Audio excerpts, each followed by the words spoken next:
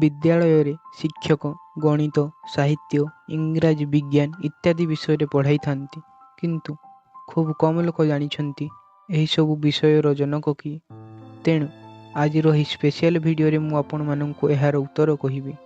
ଗଣିତର ଜନକ ହେଉଛନ୍ତି ଆର୍କିମେଡ଼ିସ୍, ଜ୍ୟାମିତିର ଜନକ ହେଉଛନ୍ତି ୟୁକ୍ଲିଡ୍ ଏବଂ ଜିରୋର ଜନକ ହେଉଛନ୍ତି ଆର୍ଯ୍ୟଭଟ୍ଟ। ସେହିପରି ସଂସ୍କୃତର ଜନକ ହେଉଛନ୍ତି ପାଣିନି, ମଡ଼ର୍ଣ୍ଣ ସାଇନ୍ସର ଜନକ ହେଉଛନ୍ତି ଗାଲିଲିଓ ଗାଲିଲେଇ, ମଡ଼ର୍ଣ୍ଣ ଫିଜିକ୍ସର ଜନକ ହେଉଛନ୍ତି ଆଲବର୍ଟ ଆଇନଷ୍ଟାଇନ୍, କମ୍ପ୍ୟୁଟରର ଜନକ ହେଉଛନ୍ତି ଚାର୍ଲସ ବାବେଜ।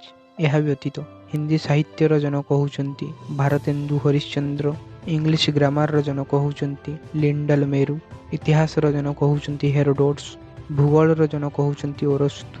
ଏହିସବୁ ମହାନ ପୁରୁଷଙ୍କ ବଳିଦାନ ପାଇଁ ବର୍ତ୍ତମାନ ଯୁଗରେ ଆମ୍ଭେମାନେ ଶିକ୍ଷା କ୍ଷେତ୍ରରେ ଏତେ ଉନ୍ନତି କରିପାରିଛନ୍ତି, ନଚେତ୍ ମୂର୍ଖ ହୋଇ ରହିଯାଇଥାନ୍ତି। ସୋ ପ୍ଲିଜ୍ ଭିଡ଼ିଓଟି କିପରି ଲାଗିଲା କମେଣ୍ଟ କରି ଜଣାନ୍ତୁ।